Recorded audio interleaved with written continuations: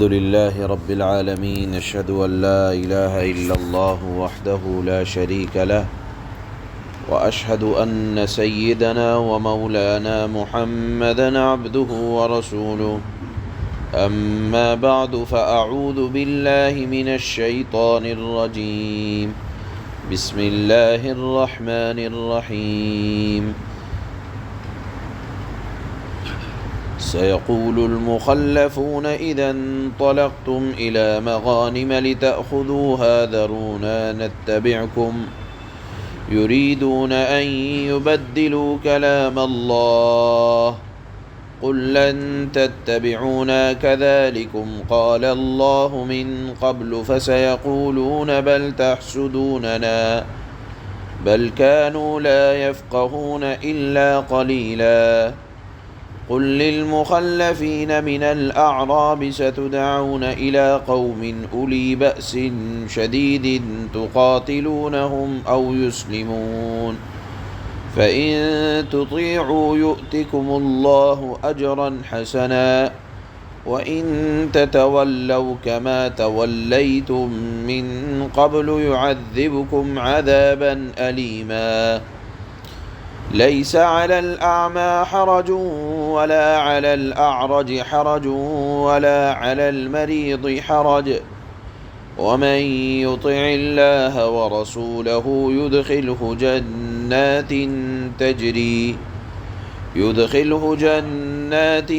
تجري من تحتها الأنهار ومن يتول يعذبه عذابا أليما صدق اللہ مولانا العلی العظیم۔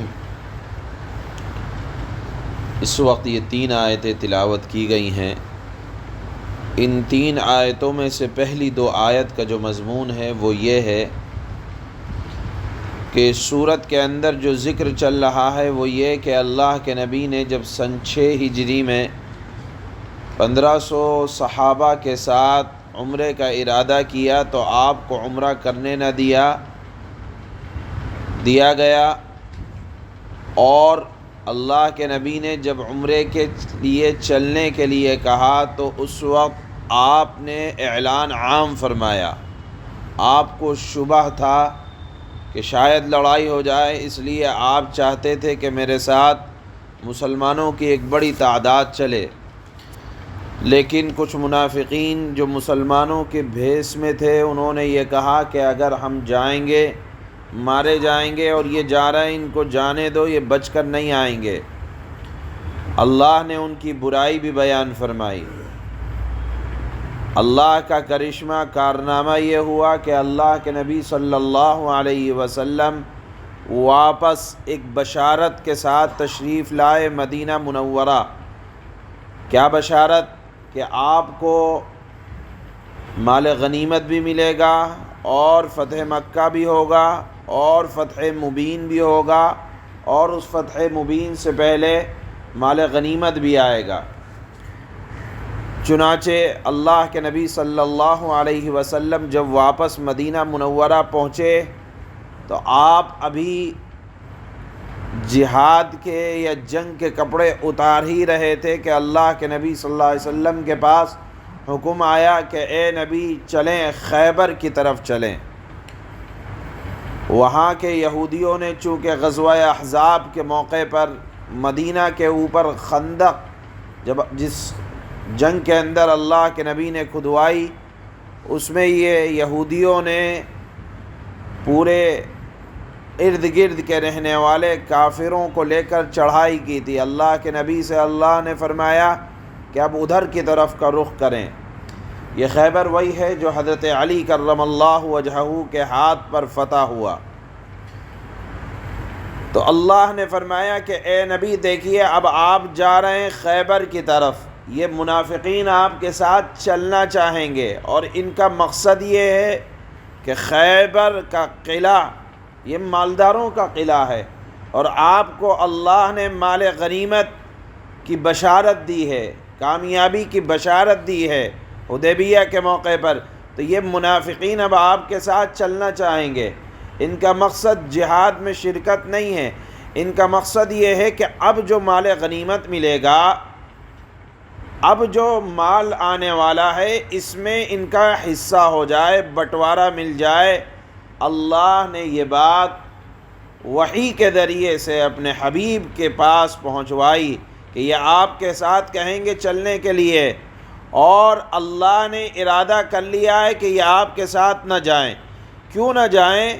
اس لیے کہ خیبر فتح ہوگا، اس میں ان صحابہ کا حصہ ہوگا جنہوں نے قناعت کے ساتھ زندگی گزاری ہے، جنہوں نے قربانی دی ہے۔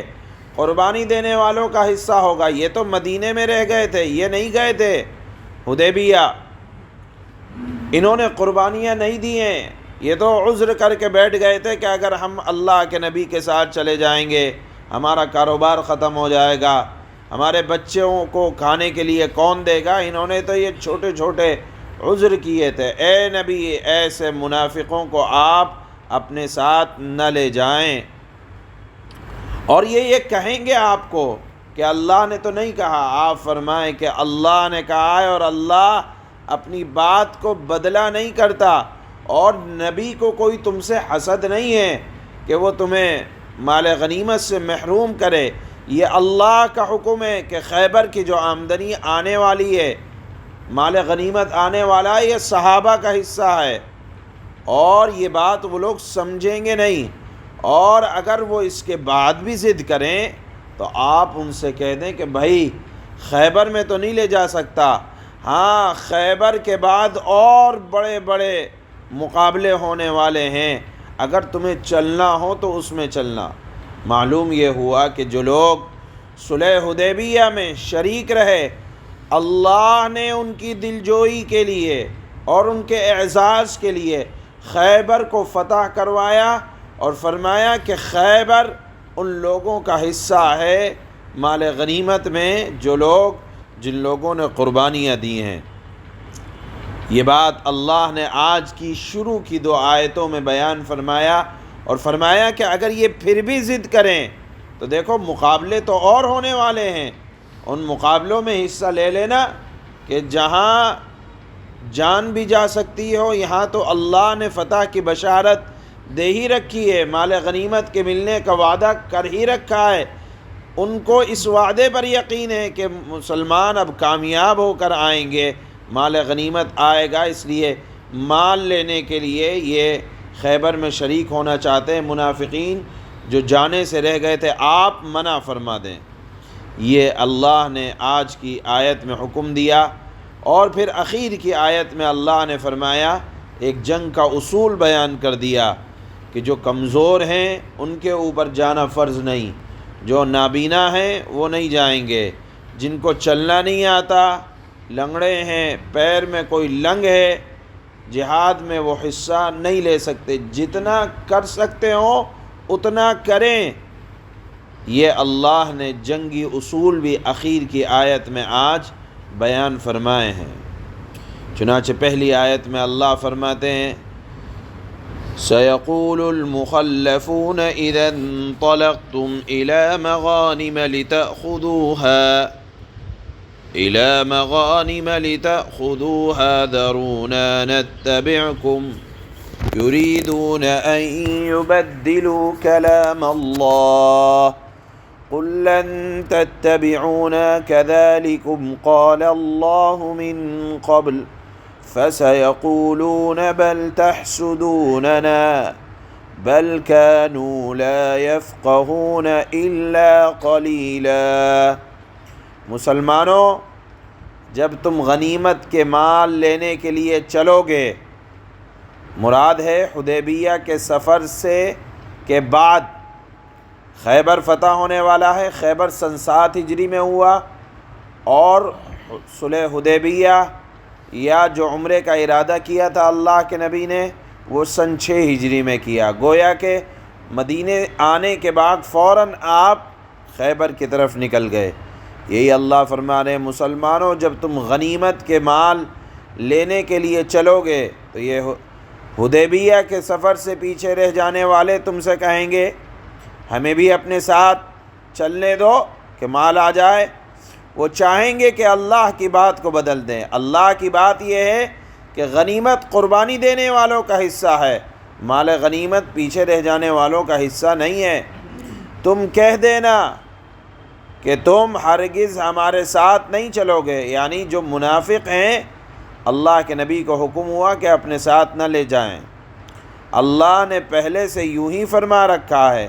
یہاں ایک بات سمجھ لیں، جیسے قرآن کے ذریعے سے وحی پہنچائی جاتی ہے اللہ کے نبی کے پاس، اسی طرح جو بات اللہ کے نبی کے دل میں ڈالی جاتی تھی وہ بھی وحی کا درجہ ہوا کرتی تھی۔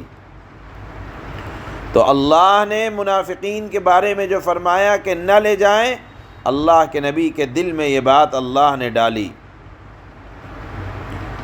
معلوم یہ ہوا کہ وحی حدیث بھی ہوتی ہے، وحی صرف قرآن ہی نہیں ہوتا، وحی حدیث بھی اللہ کے نبی جو بیان فرماتے تھے وہ بھی وحی ہوتی ہے۔ چنانچہ اللہ تم کہہ دینا کہ تم ہمارے ساتھ ہرگز نہ چلو گے، اللہ نے پہلے سے یوں ہی فرما رکھا ہے۔ اس پر وہ کہیں گے منافقین، دراصل آپ لوگ ہم سے حسد کرتے ہیں کہ ہمیں مال نہ ملے۔ اللہ نے فرمایا بات یہ نہیں ہے، بلکہ حقیقت یہ ہے کہ یہ لوگ خود ہی ایسے ہیں کہ بات بہت کم سمجھتے ہیں۔ قل للمخلفین من الاعراب ستدعون الى قوم اولی بأس شدید تقاتلونهم او يسلمون فإن تطيعوا يؤتكم الله اجرا حسنا وَإِن تَتَوَلَّوْا كَمَا تَوَلَّيْتُم مِّن قَبْلُ يُعَذِّبْكُمْ عَذَابًا أَلِيمًا۔ ان پیچھے رہنے والے دیہاتیوں سے کہہ دینا، یعنی منافقین سے، کہ عن قریب تمہیں ایسے لوگوں کے پاس لڑنے کے لیے بلایا جائے گا، یعنی اگر تمہیں لڑنے کا شوق ہے، خیبر میں چلنا چاہتے ہو، اس میں تو نہیں جا سکتے، ہاں اگر بہت زیادہ لڑنے کا شوق ہے تو خیبر کے بعد بہت سے مواقع آنے والے ہیں، وہاں بلایا جائے گا جو بڑے سخت جنگوں کے ہوں گے کہ یا تو ان سے لڑتے رہو یا وہ اطاعت قبول کر لیں۔ اس وقت اگر تم جہاد کے اس حکم کی اطاعت کرو گے تو اللہ تمہیں بہت اچھا اجر دے گا۔